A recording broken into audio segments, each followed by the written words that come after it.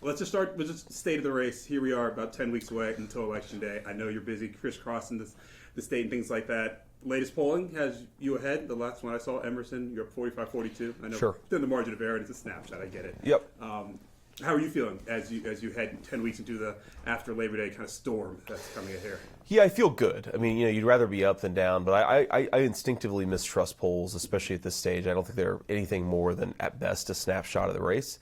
But I think the choice for Ohio voters is so clear. You have a guy who's been very anti-police, very pro inflationary policies, and you have an alternative, and I'm the alternative. And I think people are not feeling like the state's going in the right direction right now, like the country's going in the right direction. So I think that puts us in a good position in November. It's good to be up in the polls, but at the end of the day, we just have to run our race, get our message out, and I think we'll be in good shape. And I know how you feel about polls, which I understand.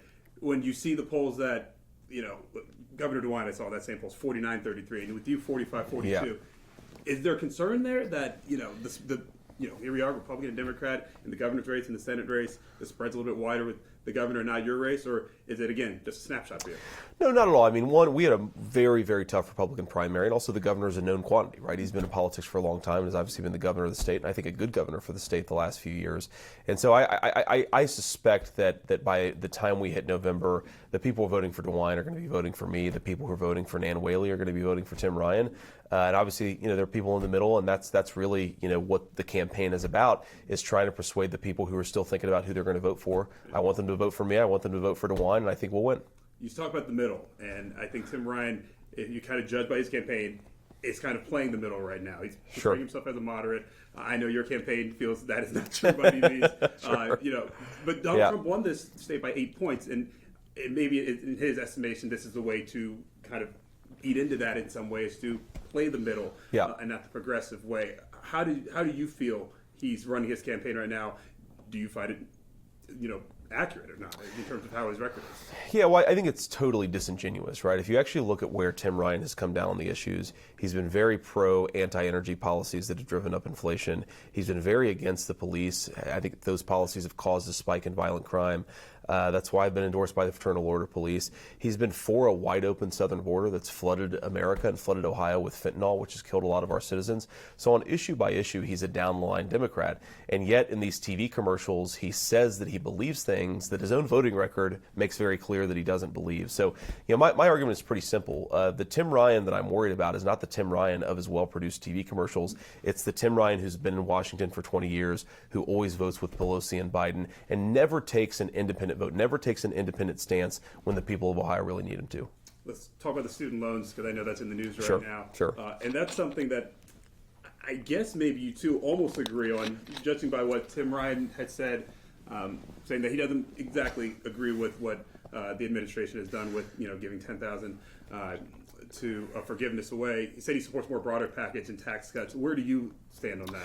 Well, this is a good example, I think, of the fundamental fraudulence of Tim Ryan's campaign, because 2 years ago he supported a more generous student relief package, but now that he's running for Senate, he says that he doesn't believe it.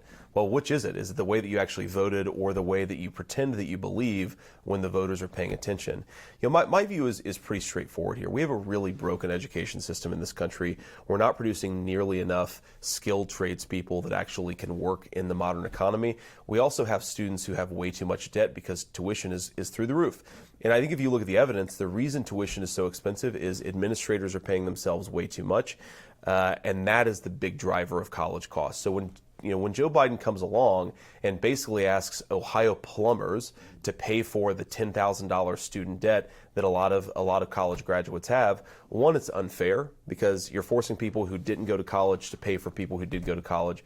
But more importantly, you're actually not forcing any reforms of the college system that's making things way too expensive in the first place. I mean, I worry about what do you do for the generation of kids who go to college 4 years from now when college is still too expensive and these universities haven't reformed and haven't changed anything to bring those costs down?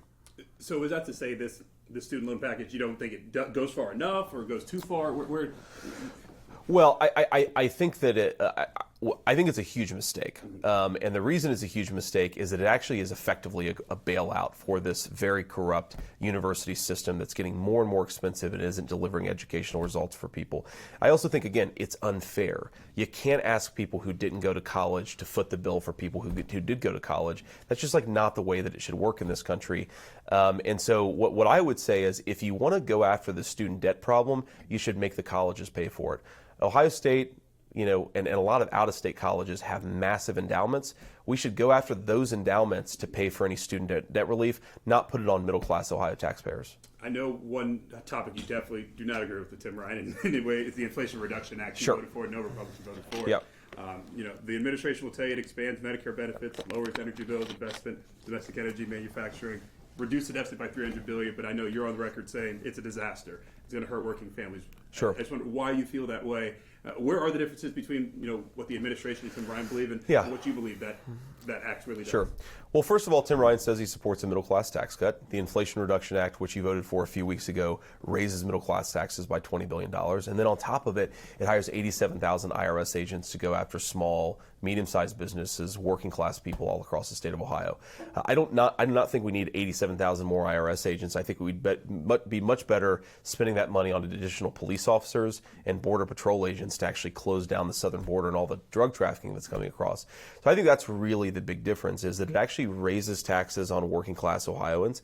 It hires an army of IRS agents to go after them, and it really doesn't deal with the underlying inflation issue. The reason we have an inflation problem is because the Biden administration, supported by Tim Ryan, has really gone after the American energy sector. Does it make permitting easier for natural gas? No. Does it make it easier to develop natural gas energy resources in the state of Ohio? No. Does it finish pipelines that take the natural gas from the wells to the market? No. So it actually doesn't fix the underlying energy issue. It makes it worse. At the same time, it raises taxes. The other thing that's not talked enough about this bill, I'm going to see the Ohio Manufacturers Association later this morning. It has a massive tax on Ohio manufacturing, which is the backbone of the middle class in this state. So if you want to build things in America, if you want us to be less reliant on China, the Inflation Reduction Act is the worst thing that you could do. I want to talk about what the president just mentioned on Tuesday. He wants to reinvest in making this a safer America. Sure. It just mentioned how he wants to train, recruit, hire 100,000 police officers. Talking about funding the police, we're not defunding the police. I know something that got a lot of play 2 years ago. But on top of that, I know things that you're probably not going to agree with. The gun reform legislation with, the banning assault weapons, high-capacity magazines, even the bipartisan legislation that just passed not too long ago. As you hear the president talk about making this a safer America, making Ohio safer, obviously we're having tons of gun violence here in Columbus alone. Sure. What do you see needs to be done, and maybe what the administration is doing wrong?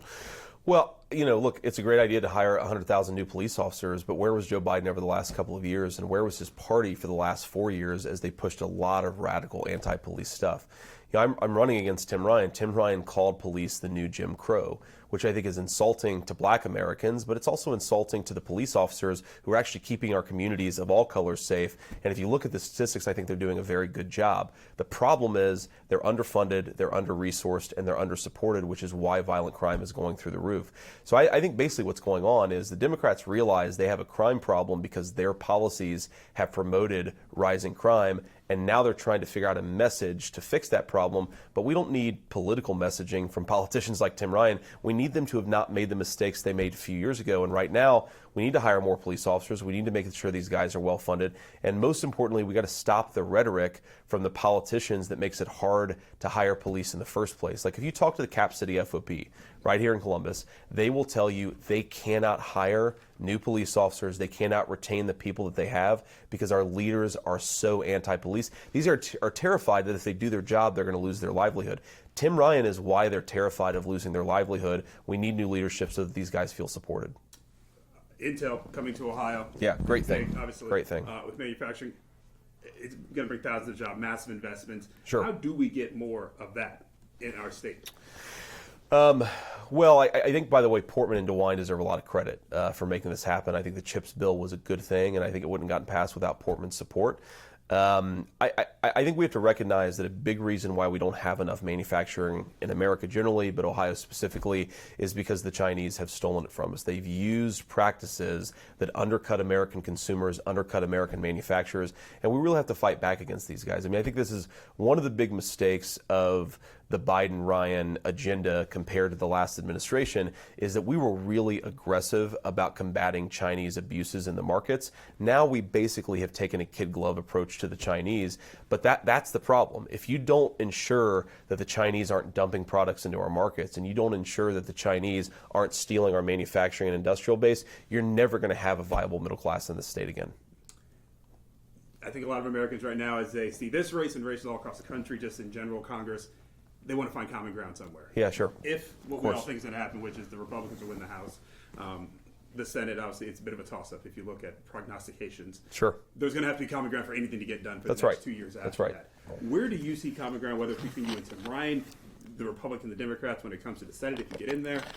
Where can we find things that can be worked on in the next 2 years so that America doesn't just get stuck in this stalemate? Sure. Well, I think, so one thing, a lot of Democrats are very, very concerned about climate change and environmental issues. I'm really, really concerned about providing low-cost energy to the people of Ohio, and I think the common ground there is let's invest in nuclear and let's invest in natural gas, two very clean, two very high-quality sources of energy. I think that, all of us care about the drug problem, all of us care about the rise in violent crime. Let's accept that you can be compassionate to people who want to come into this country, but you've got to close the border to illegal immigration, to the drug cartels who are using that southern border really as a drug trafficking capital of the world. I think probably 90% of Americans, I think most Democrats want to have a secure southern border. The problem is just the leadership of the Democratic Party is not for that. So I think hopefully if we have a Republican majority, that will send a message to Joe Biden that he has to get serious about the southern border. I think that I think that we made a lot of mistakes during the COVID pandemic with regards to children's learning, keeping them out of school, keeping them in remote learning. I know right now, of course, that's a big issue here in Columbus. But I think all of us can accept that whatever your views were 2 years ago, we made a lot of mistakes and our kids suffered because of it. So let's get the kids back to school. Let's make sure we don't repeat those same mistakes. Whatever the next pandemic is down the pike, we got to make sure that we put our kids first. So compromise isn't a dirty word yet. No, I don't think at all. I mean, here's one thing that I think you could really do. It's not a major campaign issue. It's not something that people were thinking about a whole lot. But I believe one of the main sources of corruption in Washington, D.C. is that you have individual members of Congress buying stakes in companies. Like you don't want, for example, Nancy Pelosi or Mitch McConnell or whoever else.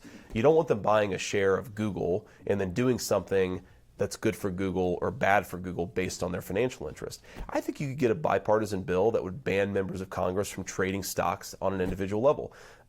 You'd have to work through leadership to actually get it done. But I think there are a lot of things like this that would solve some pretty fundamental problems.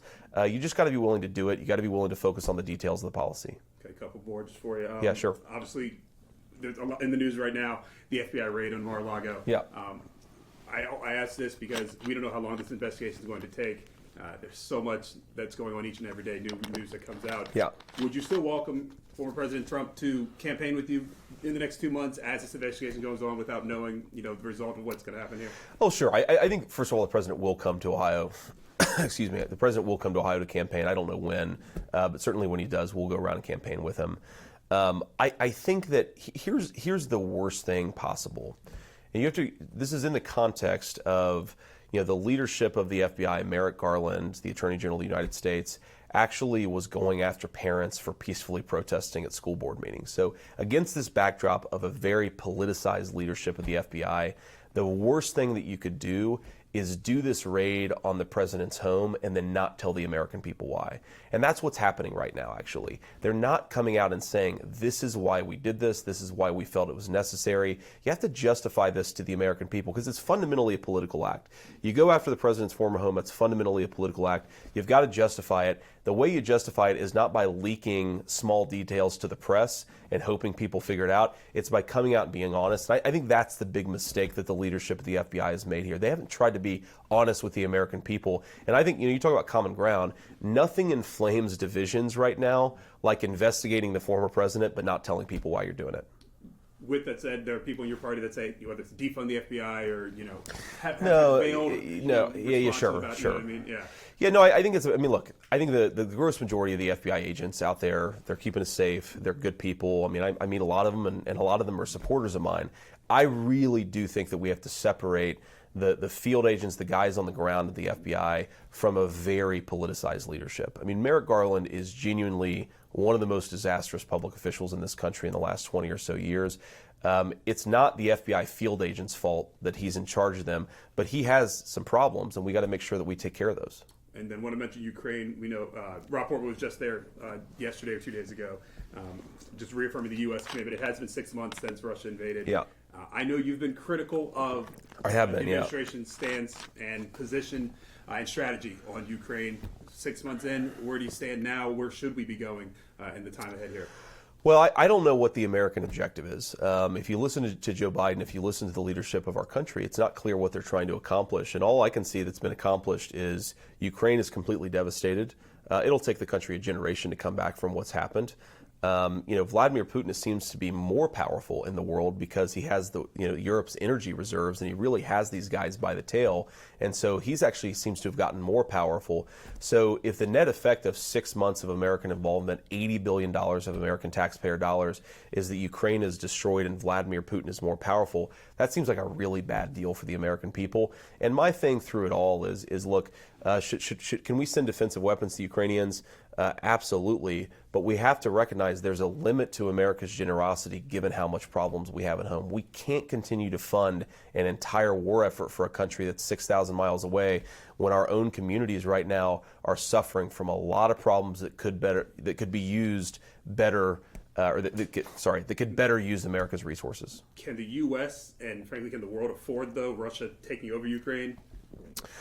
Well, I think that we can we afford it? I don't know. I think that we have to be humble about what we can actually accomplish. And at the end of the day, I think the most effective thing that we can accomplish, the Israelis have recommended this, is forcing some diplomatic solution where certainly Russia doesn't control the entire country of Ukraine.